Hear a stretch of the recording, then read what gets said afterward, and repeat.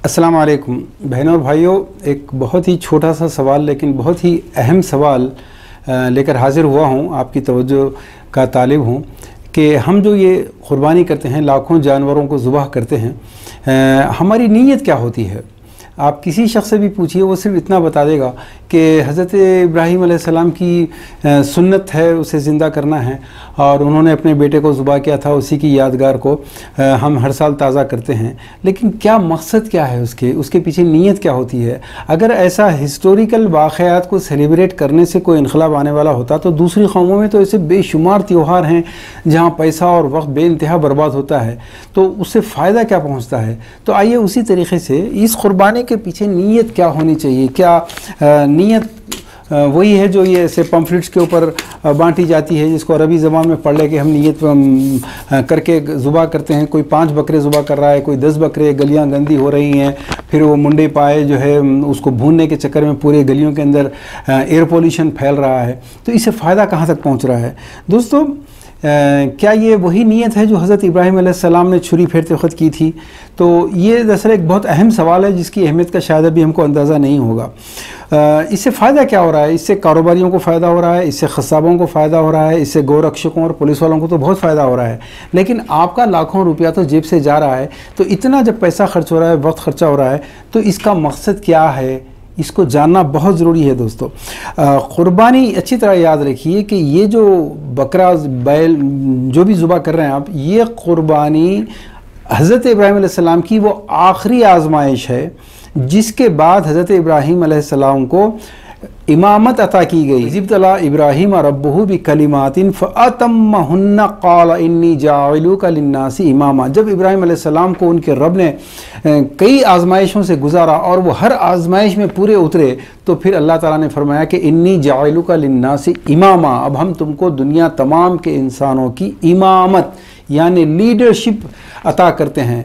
तो इस तरीक़े से, इस लिहाज से उम्मत इब्राहीमी में पैदा होने वाला हर उम्मती लीडरशिप का मनसब रखता है, उसका हक़ रखता है। उसके ऊपर ये इनाम नहीं है, ये फरीज़ा है कि वो इस दुनिया के मॉरल सिस्टम को, सोशल सिस्टम को, पॉलिटिकल सिस्टम को, इन तमाम को अल्लाह की मर्ज़ी, अल्लाह की मशीयत के मुताबिक चलाए। तो अब लीडरशिप के लिए ये लीडरशिप का इनाम है इस क़ुरबानी के बाद।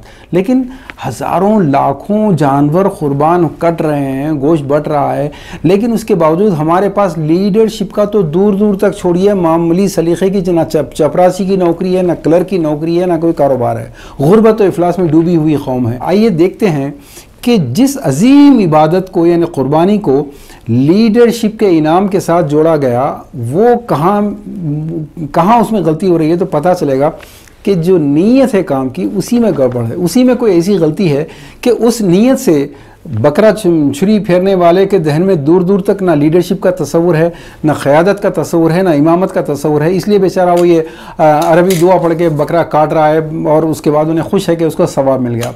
मेरे दोस्तों, नीयत क्या चीज़ है। इसी को कुरान में यूँ कहा जाता है कि अल्लाह के यहाँ ना तुम्हारा गोश्त पहुँचता है ना खून। फिर क्या पहुँचता है। इतनी जो मेहनत हो रही है, बैल काट रहे हैं, बकरियाँ काट रहे हैं, क्यों। अल्लाह रमज़ान के रोज़ों के ताल्लुक़ से आता है कि ना तुम्हारी भूख की ज़रूरत है अल्लाह को, ना प्यास की ज़रूरत है। तो इसका मतलब ये है कि नीयत असल चीज़ है। इसी की बुनियाद के ऊपर तमाम आमाल के फ़ैसले होंगे। अल्लाह के नबी सल्लल्लाहु अलैहि वसल्लम ने इसलिए फरमाया कि इन्नमल आमालु बिन्नियात। मेरे दोस्तों, हज़रत इब्राहीम अलैहिस्सलाम को जब दुनिया की लीडरशिप दी गई और उनकी उम्मती होने के नाते हम तमाम को लीडरशिप का फरीज़ा अता किया गया, हम पे लीडर बनने का हमको हक़ है, क़यादत करने का, लीड करने का हमारा हक़ है। तो वो कैसे मिलती है। तो वही जो आयत मैंने आपके सामने कही, वो इज़्तला इब्राहीम रब्बुहु, जब कई आजमाइशों में उनको आजमाया गया। तो दोस्तों, ये जो क़ुरबानी है लास्ट स्टेज है। हज़रत इब्राहीम अलैहिस्सलाम की नीयत शुरू से अगर आप देखेंगे तो ये छुरी फेरने से पहली जो नीयत है, जब हज़रत इब्राहीम अलैहिस्सलाम को घर छोड़ना पड़ा, क्यों। घर में हलाल कमाई नहीं थी।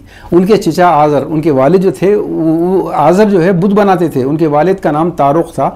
वो नहीं, लोग अक्सर गलतफहमी में आज़र को आपके वालिद समझते हैं। नहीं, नबियों के वालिद कभी मुशरिक और काफिर नहीं हुआ करते, ये याद रखिए। उनके वालिद थे तारुक। وہ نہیں تھے، آزر تھے۔ تو جب انہوں نے دیکھا کہ یہ بت بنا کر، یہ بت بیچ کر کماتے ہیں، تو حرام کمائی سے اپنے آپ کو الگ کیا۔ سب سے پہلے مرحلے پر حلال کمائی۔ وہ لوگ جو قربانیاں کر رہے ہیں، یہ پیسہ کہاں سے آیا؟ وہ لوگ جو بیٹوں کی تعلیم کے اوپر لاکھوں روپیہ خرچہ کر رہے ہیں، وہ پیسہ کہاں سے لایا؟ آپ کی جو تعلیم پہ خرچہ ہوا ہے، آپ کو جہیز اور کھانے کی دعوتیں خوب دی گئی ہیں، وہ پیسہ کہاں سے آیا؟ یہ تمام چیزوں کا احتساب کرنا اس قربانی سے پہلے ضروری ہے، کیونکہ ابراہیم علیہ السلام کا پہلا قدم حلال کمائی کی طرف تھا، وہاں سے قافلہ آگے بڑھا۔ پھر دوسرے اسٹیج کے اوپر محلے والے اور شہر والے دشمن ہو گئے، کیونکہ وہ جو سرزمین تھی، ہندوستان کے مسلمان خوش قسمت ہیں کہ ان کو ابراہیم علیہ السلام کے ویسی سرزمین ملی کہ قدم قدم پر بت خانے، قدم قدم پر صنم کدے، یہاں پر شرک پورے عروج پر ہے۔ حضرت ابراہیم علیہ السلام نے اس کے خلاف آواز اٹھائی، اور اس کے بعد جو بھی اسٹریٹجیز تھی انہوں نے وہ اختیار کیے، منطقی طور پر، علمی طور پر دلیلیں دی۔ لوگ دشمن ہو گئے، کیونکہ لوگ میجورٹی کے غلام ہیں۔ لوگ کیا کہیں گے؟ قرآن اکثر لفظ اکثر بہت یوز کرتا ہے، اکثرہم فاسقون، اکثرہم کافرون، اکثرہم لا یعلمون، اکثرہم لا یعقلون، کہ دیکھو میجورٹی ہمیشہ منافقوں کی ہوگی، میجورٹی ہمیشہ ایمان نہیں لانے والوں کی ہوگی، میجورٹی ہمیشہ انکار کرنے والوں کی ہوگی۔ ہم کو ڈرایا، قرآن میں واضح کیا جا رہا ہے، لیکن لوگ 99% لوگ کیا کہیں گے کو دیکھ کر، لوگ کیسے کر رہے ہیں ویسے ہی جینا چاہتے ہیں۔ دوسرا مرحلہ، یہ میجورٹی کے بت کو توڑ کے نکلو آگے۔ اگر آدمی سرنڈر کر دے تو اس کی قربانی کا کوئی فائدہ نہیں، یہ قربانی ہوتی نہیں، اس کے بعد لیڈرشپ ملنے کا سوال ہی نہیں ہے۔ چوتھا جو مرحلہ آتا ہے، ہجرت کرو بیوی بچے کے ساتھ۔ پانچواں مرحلہ، بیوی بچے کو تنہا صحرا میں چھوڑ کے نکلو۔ دیکھیے ایک عورت کی قربانی، پتہ نہیں کتنی عورتوں کی طرف سے بھی تو قربانیوں کے بکرے پیش کیے جا رہے ہیں۔ وہ عورتیں ذرا اپنے آپ سے سوال کریں کہ کیا وہ اس معیار پر اترتی ہیں؟ ابراہیم علیہ السلام جب بچے کو اور ماں کو چھوڑ کر جا رہے ہیں تو بیوی صرف ایک سوال کرتی ہے، کیا یہ اللہ کا حکم ہے؟ سبحان اللہ، دیکھیے اس عورت کے جذبے کو۔ پھر جب ابراہیم علیہ السلام کہتے ہیں ہاں، تو وہ کہتی ہیں خدا حافظ۔ اس نے یہ نہیں کہا کہ بھائی یہ کہے کا اسلام ہے، ایسی بیوی بچے کو چھوڑ دے کے چلے آنا صحرا میں؟ اللہ میں ایسا بولے کیا؟ جو عورت اپنے شوہر پر اعتماد کرتی ہے کہ یہ اللہ کے حکم کے، اللہ کے نبی کے حکم سے ہٹ کے کچھ نہیں بات کرے گا، وہ اعتماد زندگی کو کامیاب کرتا ہے۔ ورنہ جب شوہر پر اعتماد بیوی کو نہیں ہوتا تو بیوی کو اعتماد شوہر پہ نہیں ہوتا۔ آج کے 99% جھگڑے اسی لیے ہیں۔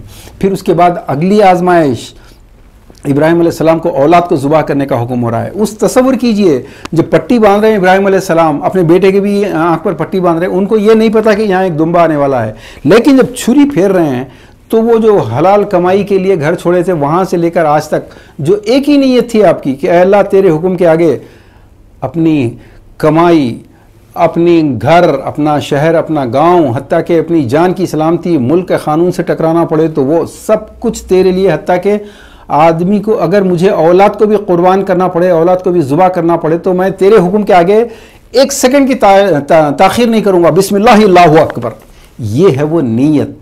جب یہ نیت کے ساتھ آدمی ذبح کرتا ہے تو یہ انقلاب لاتا ہے۔ یہ گوشت جس گھر میں جائے گا اس گھر میں یہ اعلان جائے گا کہ اس آدمی نے اعلان کر دیا ہے کہ اگر اللہ کے حکم کے خاطر، اللہ کے دین کو قائم کرنے کے لیے اولاد کو بھی ذبح کرنا پڑے تو کر دوں گا۔ پھر اس گوشت کی اہمیت ہے، ورنہ اس گوشت کی کوئی اہمیت نہیں ہے۔ اب میرے دوستو، آخری بات ختم کرتے ہیں۔ کیا بکرا ذبح کرنے سے پہلے ہماری ایسی کوئی نیت ہے؟ جب ایسی کوئی نیت ہی نہیں ہے تو کہاں سے انقلاب آئے گا؟ ایسے کروڑوں جانور بھی قربان کریں گے تو پھر اس سے فائدہ کچھ نہیں ہوگا۔ اور پھر جو بھی آپ کے دشمن ہیں، جو نہیں جانتے، وہ اس قربانی کو بند کرانے کے چکر میں، ان جانوروں کو بند کرانے کے چکر میں، اذانوں اور لاؤڈ اسپیکرز پہ تو ویسے ہی کافی مسئلہ ہو ہی رہا ہے، اب مسجدوں میں بھی تالے لگنے والے ہیں۔ کیوں؟ کہ ہم کو نماز کا مقصد نہیں معلوم، قربانی کا مقصد نہیں معلوم۔